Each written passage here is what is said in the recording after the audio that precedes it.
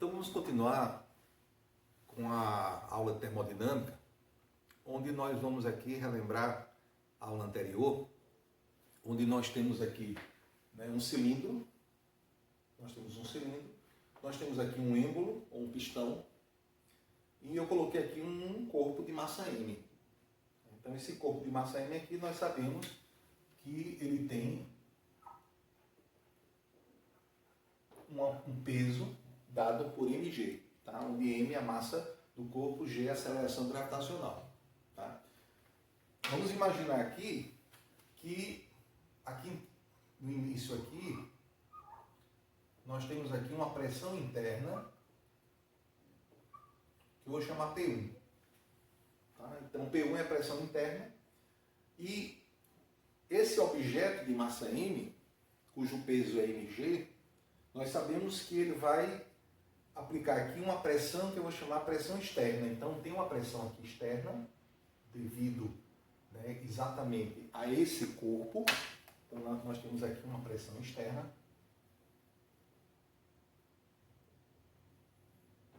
Pressão externa.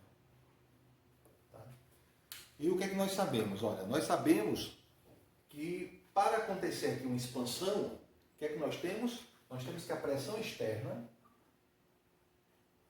tem que ser menor do que a pressão interna.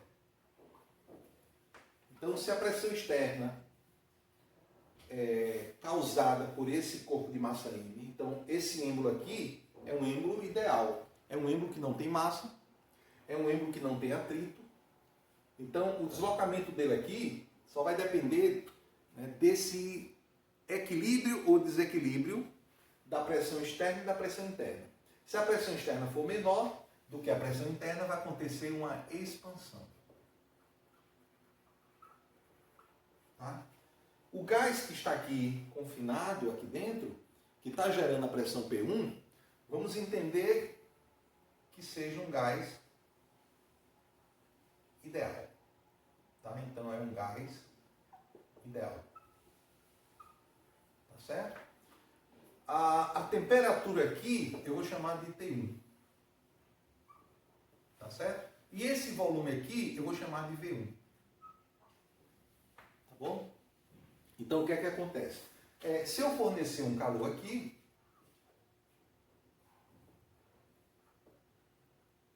eu vou chamar de Q. Tá? Vai aumentar aqui a agitação molecular e aí eu posso garantir que essa pressão P1 seja maior do que a pressão externa. Tá? Então, a partir de um instante t igual a zero, tá? Então vamos aqui, a partir de um instante t igual a zero, eu começo a monitorar essa expansão. O que é que nós já sabemos? Olha, nós sabemos que se esse êmbolo vai subir, se ele vai ter um movimento ordenado, ele vai realizar trabalho. E vai ser um trabalho de expansão. Tá certo? Esse êmbolo subindo, ele vai elevar um objeto de massa M, um corpo de massa M, e aí ele vai realizar trabalho. Tá bom? Então, quem é que está realizando o trabalho? Então, nesse meu sistema termodinâmico, nós temos aqui um gás ideal, nós temos aqui a fronteira, que são as paredes do cilindro e a parede aqui do êmbolo, ou do pistão, e nós temos a vizinhança, que é toda essa parte aqui de fora. Tá bom? Então, o trabalho está sendo realizado escoando para as vizinhanças. Porque o objeto de massa M está sendo elevado, então ele está sendo, o trabalho está sendo escoado para as vizinhanças. Tá bom? Então, neste caso aqui, como é que eu calculo esse trabalho? Nós vimos na aula anterior que, primeiro, que trabalho é força vezes deslocamento. Tá? Então, força é um vetor, vetor deslocamento. Então, a primeira coisa importante, que lá da física clássica, o trabalho, ele é uma grandeza escalar. Tá bom? Resultado. Nós fizemos aqui, ou seja, se eu trocar essa força aqui, tá? Porque nós sabemos que pressão, essa pressão externa, por exemplo, que essa pressão externa é a força que está ocasionando essa pressão sobre a área. E quem é a força que está ocasionando, produzindo essa pressão externa? é a força-peso. Então vai ser força-peso, né? Força-peso é P maiúsculo, né? Para diferenciar da pressão, sobre área. Tá bom? Então eu posso fazer assim também. E nós sabemos que o quê? Então se eu substituir aqui, ó, tá? Essa força aqui, quem é essa força aqui, na verdade? Ó? Essa força aqui seria trabalho, essa força aqui é a força-peso, vezes o deslocamento. Então, se esse êmbolo aqui, ele vai se elevar a uma altura H, então vai ser força-peso vezes altura H. Quem é o peso? Olha, se a gente faz aqui produto dos meios igual ao produto dos extremos, tá? Ó, se eu faço aqui, né? Eu acabei de ver o quê? Ó? Que pressão externa é igual a força-peso sobre a área.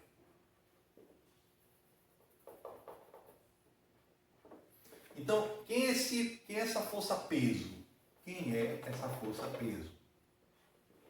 Tá? Produto dos meios igual ao produto dos extremos, a força-peso é a pressão externa multiplicado pela área. Então, trabalho vai ser igual. Força-peso, pressão externa, vezes área, vezes altura. Tá? Essa área aqui, tá? Que eu coloquei aqui na definição da pressão externa, força sobre área, é a área da secção aqui, tá? Desse cilindro. Tá? Essa área aqui, ó, a área da secção aqui, ó. Tá? Essa área daqui da secção, ó. Tá bom? E a área da secção multiplicada pela altura é o volume do cilindro. Tá? É o volume do cilindro. Ou seja, quando esse êmbolo subir, esse volume V1 vai aumentar.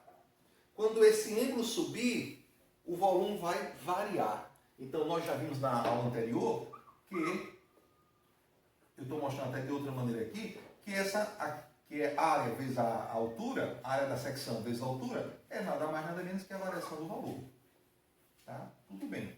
Então, nós estamos entendendo isso aqui, que essa é a fórmula do trabalho. Tá bom?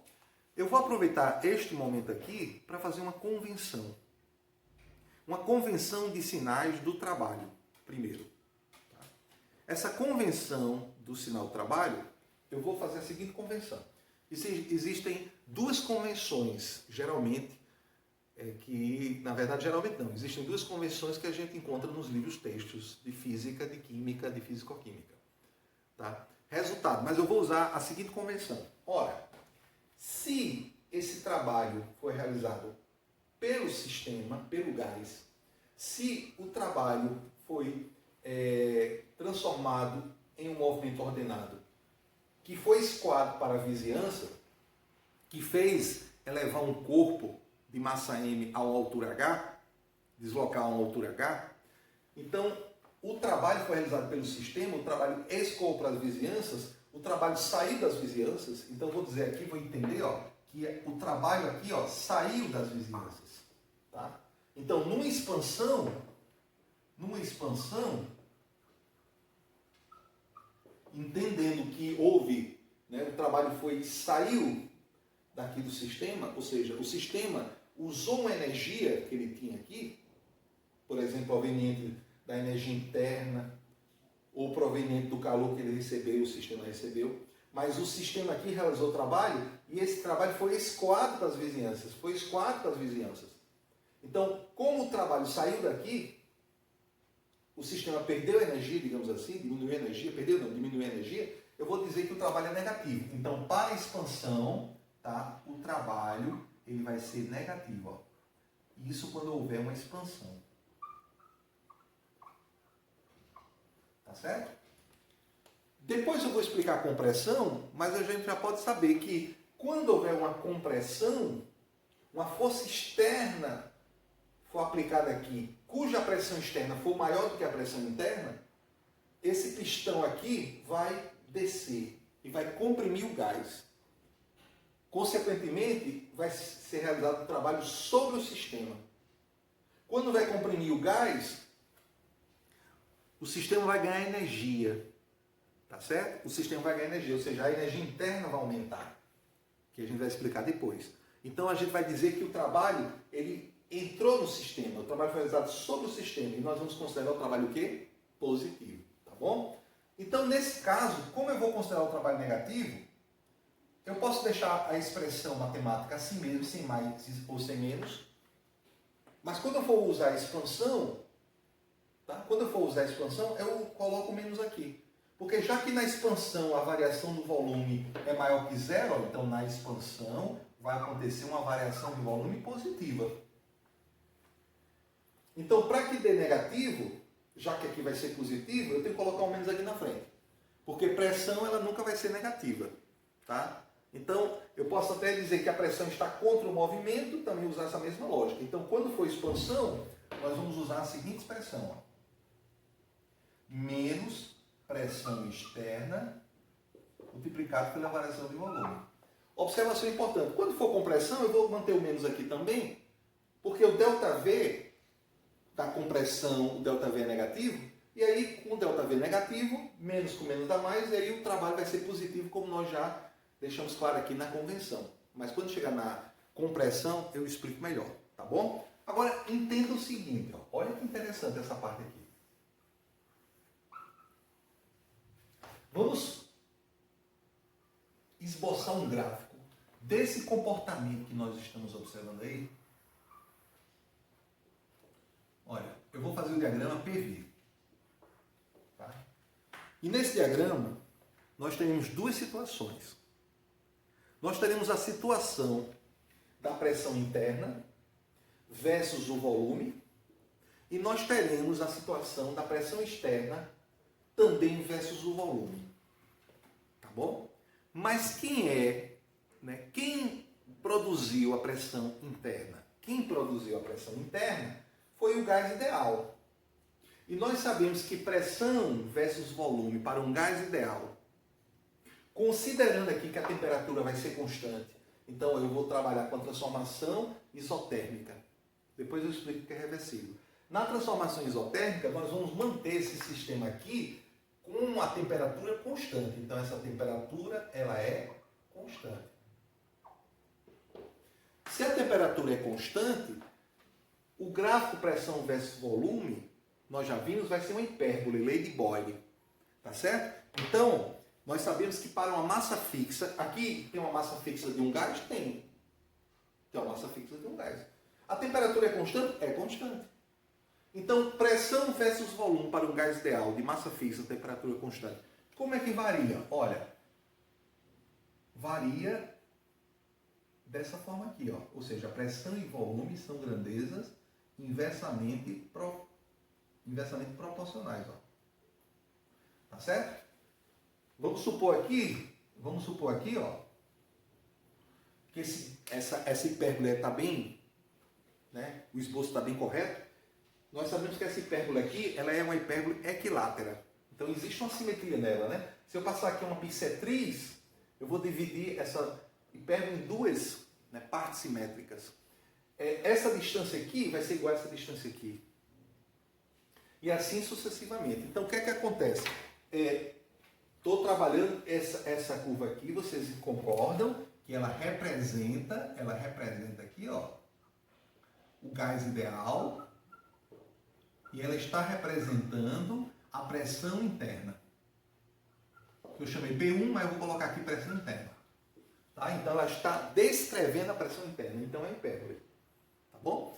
Antes de representar a pressão externa, eu vou colocar aqui dois pontos, né, com relação a essa questão do gás ideal aqui. Ó. No início dos trabalhos, no instante T igual a zero, a pressão era P1. Então eu vou fazer o seguinte, ó, vou marcar esse ponto aqui, vou chamar ele de A, ponto A. Opa. Vou colocar aqui, ó, quem é essa pressão? P1. Quando essa pressão é P1, quem é o volume? V1.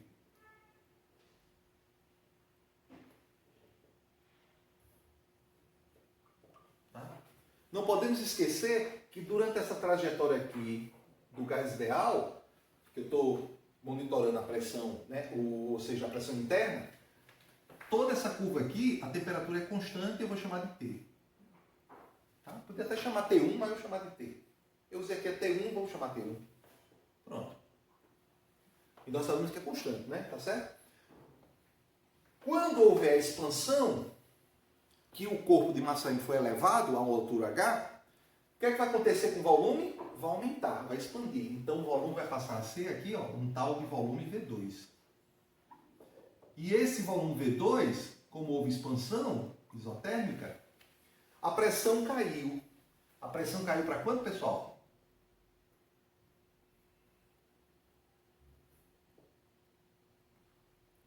A pressão caiu para P2. Tá? Houve uma expansão. Tá certo? Então, todos vão concordar que isso aqui está bem representado, o comportamento do gás aqui, ó. A pressão interna. Ok? Neste mesmo gráfico, eu vou representar a pressão externa. Ora, o que é que eu sei da pressão externa? Ela tem que ser menor do que P1. Ela tem que ser menor do que P1, porque se ela for menor do que P1, né, isto é, P1 for maior, vai empurrar o êmbolo para cima e vai realizar trabalho que vai elevar um corpo, né, de massa M, vai elevar um corpo de massa M a uma altura H. Certo? Então, como é que nós fazemos isso? Como é que nós representamos isso? Vou usar aqui, olha. Então, vou representar aqui, por exemplo, ó, a pressão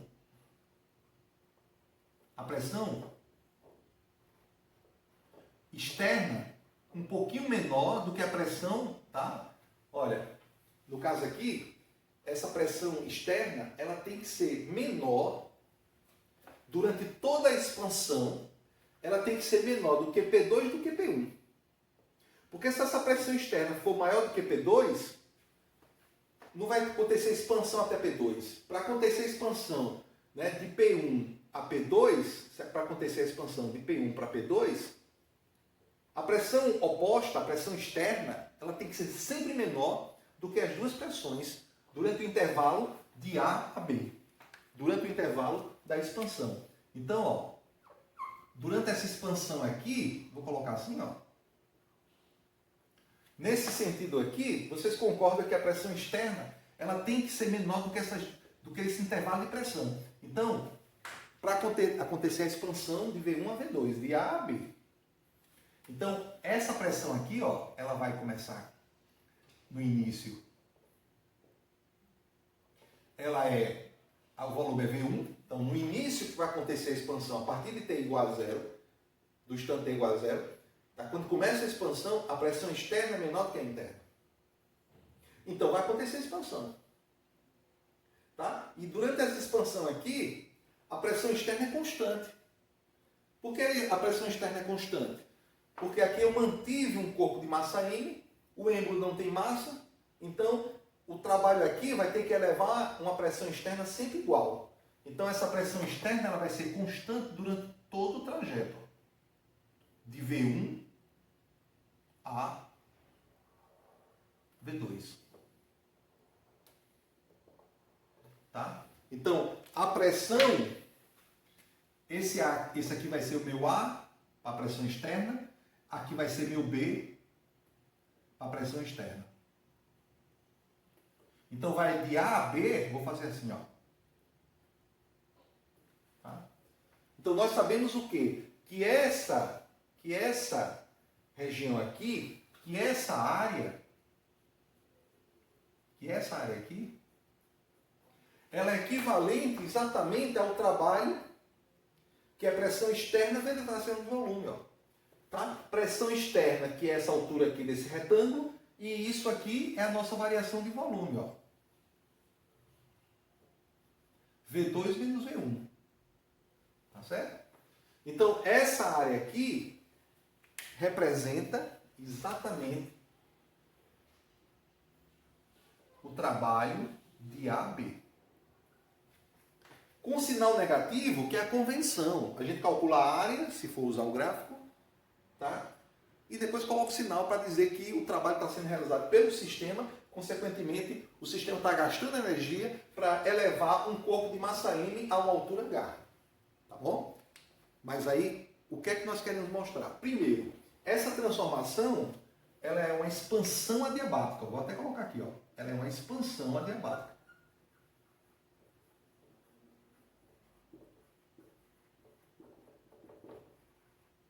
Ela é uma expansão adiabática. Desculpa, eu falei adiabática? Vamos corrigir aqui. Ela é uma expansão, eu queria dizer, isobárica. Ela é uma expansão, eu queria dizer, isobárica. Por que isobárica? Porque a pressão é constante, né? Então, a expansão, ela é isobárica. Iso igual bárica pressão. Tá? É uma expressão, aqui é uma expansão isobárica e também isotérmica. Eu posso ter isso, eu posso ter uma pressão, uma expansão isobárica, pressão constante, e posso ter isotérmica, que é o que eu quero fazer aqui agora com vocês. Tá bom? Agora, imagine eu fazer a mesma coisa, eu fazer a mesma expansão de A a B, só que eu vou fazer em 3 estágios. Aqui eu fiz em um único estágio, de A a B, com pressão constante. Tá? Então, essa situação aqui, eu fiz, né, usando um estágio. Tá? Um estágio.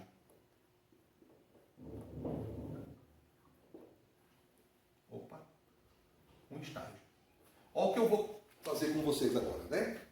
Para a gente entender bem direitinho. Eu vou pegar esse mesmo gráfico aqui.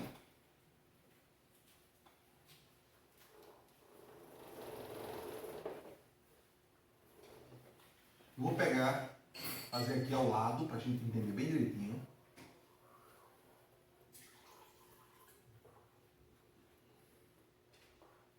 Tá certo? Continua a mesma coisa, né? Continua a situação da pressão interna do gás ideal. Então, eu vou aqui fazer um esforço para esboçar, mesmo que tracejado, um hipérbole equilateral. Pronto. Tá certo? E da mesma situação, nós temos aqui 2 pontos. Nós temos o A, nós temos aqui o B. Vou deixar assim mesmo. Nós temos aqui, no início, nós temos a pressão P1. No início,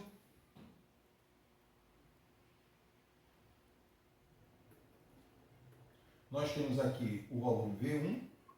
Aí acontece uma expansão, o volume passa a ser V2 e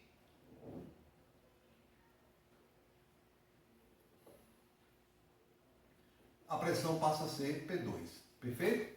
Esta representação, eu posso até colocar aqui, ó, que está acontecendo uma expansão de AB, e quem está sofrendo essa expansão e esta representação que eu estou fazendo agora, todos vocês entenderam que é para a pressão interna, que é para o gás ideal. Então isso aqui é a representação do gás ideal. Mas a gente vai trabalhar com a pressão externa. O trabalho está sendo realizado para elevar esse corpo de massa M. O objetivo desse trabalho, que está escoando para a vizinhança e está sendo capaz de elevar um corpo de massa M a uma altura H, é feito pela pressão externa. O trabalho é realizado com relação à pressão externa. É um trabalho, né, força de deslocamento, onde a força é a força-peso, que eu tenho que elevar ele. Tá bom? Tudo bem. Eu vou fazer essa mesma expansão, mantendo as mesmas características, ou seja, temperatura constante, e vou fazer o seguinte, vou fazer com pressões constantes, a pressão externa constante, mas eu vou fazer da seguinte forma, tá? Eu vou fazer em vários estágios. Como eu vou fazer em vários estágios? Ora, eu sei que a pressão externa tem que ser menor do que P1 e do que P2, se for totalmente até o fim em um único estágio. Mas se eu imaginar que no início, essa minha pressão externa aqui, ela só precisa ser menor do que P1, ela só precisa ser menor do que P1, ou seja, no início, ela precisa ser menor do que essa pressão P1. E aí P1 está descrita aqui, ó, ou melhor, a pressão interna está descrita por essa linha tracejada, né, por essa curva tracejada, melhor dizendo, por essa hipérbole vermelha. Né, essa trajetória vermelha aqui, ó.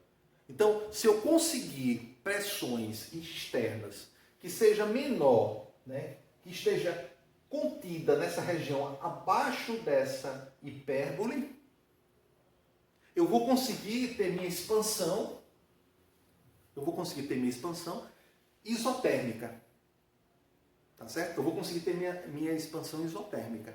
Tá bom? Em vários estágios, onde a pressão será constante, a pressão externa será constante, naqueles intervalos de variação de volume. Tá? Como é que eu posso fazer isso?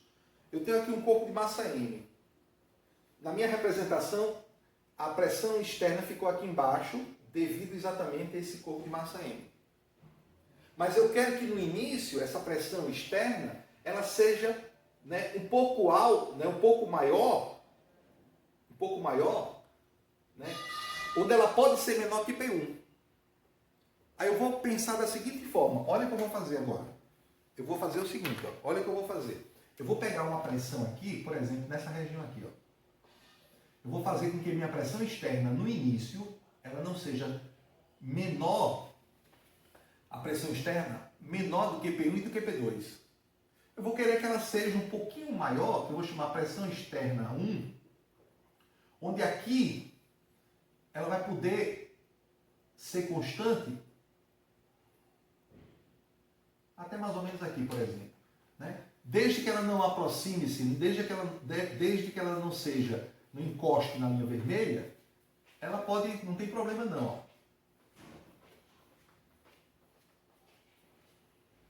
Então eu vou chamar esse volume aqui, por exemplo, de V'. V'.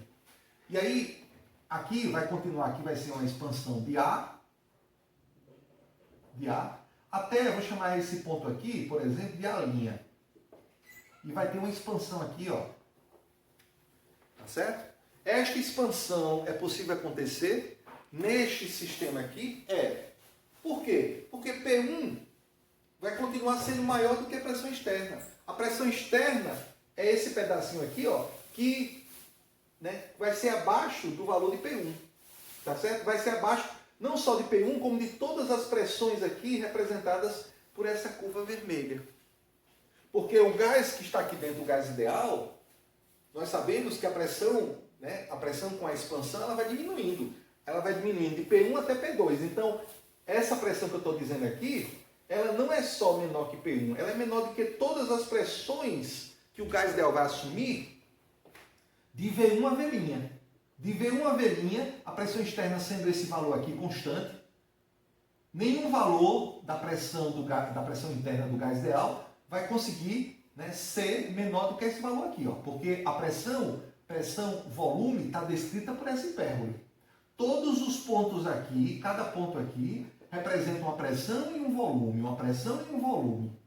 E todas as pressões, tá, estão aqui descritas nessa curva. Todas as pressões aqui internas, a partir de P1, são todas maiores do que pressão externa. Consequentemente, esse ângulo vai ser empurrado para cima sem problema. Agora, como é que eu faço para a pressão externa passar de um valor menor, que era devido à massa M, né, para um valor maior aqui? Tá? Eu vou ter que acrescentar aqui em cima, pessoal, olha, eu vou ter que acrescentar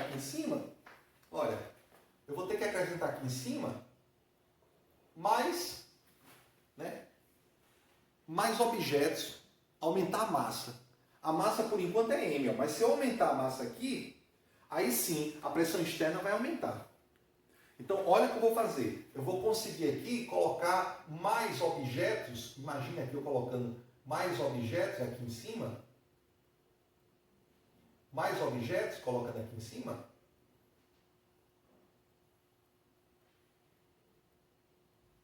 Tá? Por exemplo, em massa M'. Então, vou colocar aqui em cima. Aí eu vou aumentar a pressão externa. A pressão externa pula desse valor aqui pequenininho, ó, para esse valor aqui maior. O que é que eu ganho, gente? O que é que eu ganho? Olha, o meu trabalho para ir de A a linha, nesse primeiro estágio aqui, vai ser esse aqui, ó. Porque sempre a área abaixo, né, da trajetória aqui, do caminho da transformação termodinâmica. Base vezes altura, que dá exatamente essa fórmula aqui, ó. Tá certo? Se eu fizer isso mais um estágio, vou fazer mais um estágio. Aí eu vou ter que pegar uma pressão menor do que a pressão externa. Ó. Pressão externa 1. Porque se eu continuar com essa pressão externa, vai chegar ao ponto de tocar na trajetória do gás ideal, na trajetória da pressão interna, e o êmbolo não vai conseguir mais subir. Porque a pressão externa vai ficar igual à pressão, a pressão interna. Então eu vou pegar uma pressão externa um pouco mais abaixo. Olha o que eu vou fazer. Ó. Vou pegar uma pressão externa agora, aqui nesse ponto, até aqui mais ou menos. Ó. Novamente eu não encosto na trajetória. Na trajetória aqui, na hipérbole, que descreve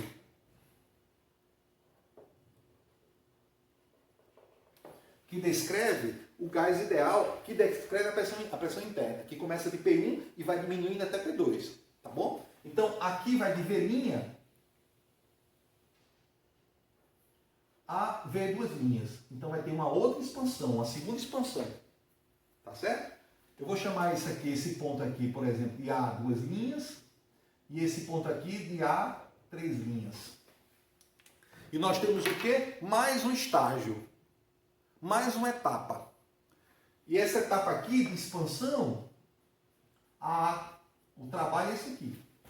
Essa área. Então nós já temos o quê? Nós já temos aqui o trabalho 1, nós já temos aqui o trabalho 2. Como o trabalho é uma grandeza que eu já mostrei aqui hoje, é uma grandeza escalar, tá? É o resultado de um produto vetorial, uma grandeza escalar. Então, o trabalho total até agora, de V1 a V duas linhas, a expansão do trabalho de expansão isotérmico daqui até aqui é W1 mais W2. Eu já percebo que nessa situação eu estou conseguindo aumentar o trabalho. Eu estou conseguindo um trabalho, um rendimento maior, digamos assim. Eu estou conseguindo sair de uma expansão com um trabalho que dá essa área desse retângulo para um trabalho que já é a soma desses dois, que eu já noto que é um trabalho maior do que esse inicial aqui. Tá certo? Do que esse trabalho AB aqui. Tá bom? Vamos continuar? Vamos pegar mais uma etapa? Eu quero ir até V2. Para facilitar aqui e a gente adiantar um pouquinho, vamos pegar aqui agora vou pegar aqui agora uma pressão aqui, um pouco aqui, ó. Tá?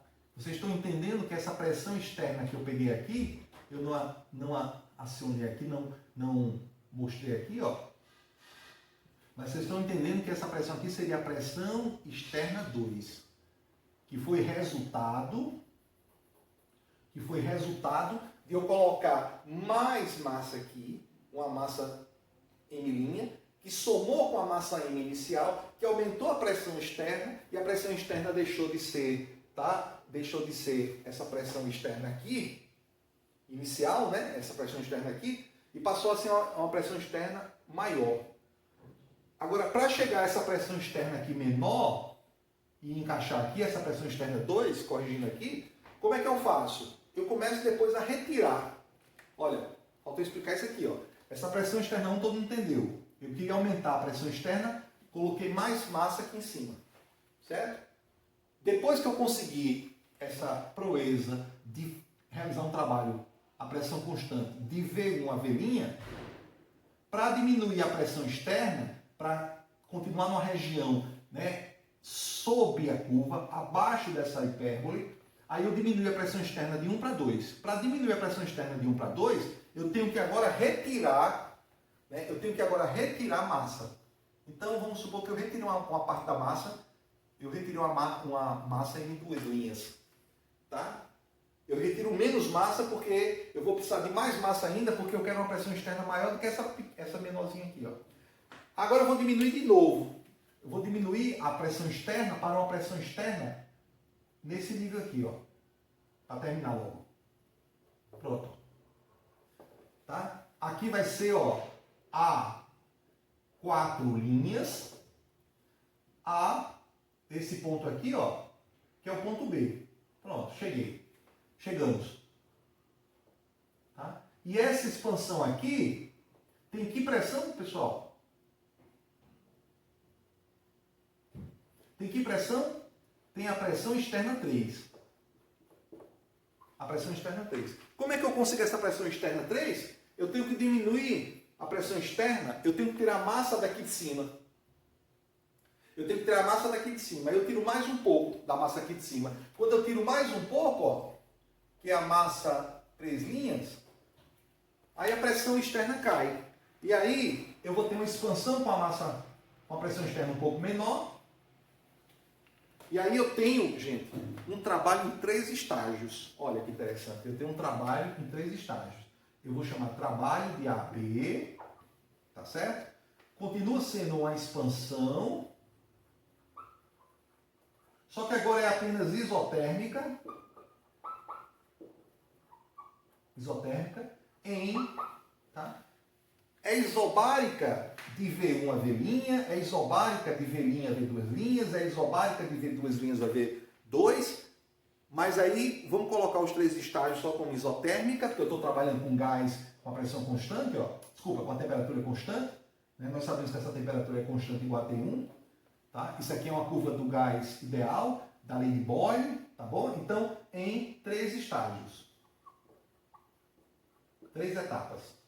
Tá certo? Perfeito. O que é que a gente está percebendo? O que é que nós estamos percebendo? Que nessa situação aqui, o trabalho de AB, ele vai ser igual a quem? Ele vai ser igual a trabalho 1, trabalho 2, trabalho 3. E aí eu vou ter o quê? Que o trabalho de AB, nós conseguimos aumentar ele. Nós conseguimos que o sistema realizasse mais trabalho nessa mesma situação. Que conseguisse elevar um corpo de massa M, né, maior, uma massa maior. Nós conseguimos mais trabalho. E como é que nós conseguimos isso? Nós conseguimos com uma transformação isotérmica em vários estágios. Então, todas as vezes que vamos realizar trabalho de expansão, que o sistema vai realizar trabalho de expansão, se a gente conseguir fazer essa expansão em muitos estágios, eu vou conseguir um trabalho máximo. Então, como é que eu vou aumentar esse trabalho aqui até chegar no trabalho máximo? Eu consegui um trabalho maior. Então, eu posso dizer que esse trabalho aqui, que eu vou chamar esse trabalho aqui, por exemplo, de trabalho linha, e esse trabalho aqui normal. Então, nós chegamos ao ponto que o trabalho de AB, né, em 3 estágios, que eu chamei de trabalho de AB', é maior ao trabalho de AB que foi feito em um único estágio. Certo? Porque em um único estágio, a pressão externa teria que ser menor do que as duas. Teria que ser menor do que o intervalo de P1 a P2. Teria que ser menor durante toda essa trajetória aqui. Do que essa curva, essa hipérbole, né? Essa transformação isotérmica. Então, por isso que um estágio só o trabalho é menor. Agora, se eu fizer aqui infinitos estágios, se eu for aumentar, porque quanto mais estágios, maior o trabalho. Então, no infinito, quando eu conseguir infinitos estágios, eu vou conseguir o trabalho o quê? Máximo. Então, eu vou colocar aqui a observação. Eu vou colocar aqui a observação. Para uma expansão isotérmica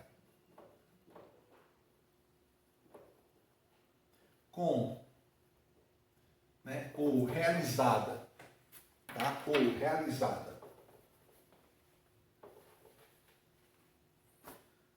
realizada pelo sistema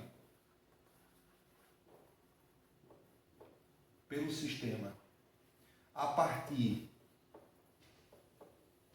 de infinitos estágios ou infinitas etapas, tá? Então, para uma expansão isotérmica realizada, né, pelo sistema a partir de infinitos estágios, né, tem-se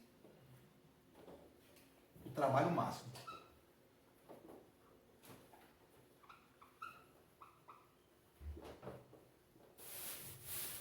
Tá?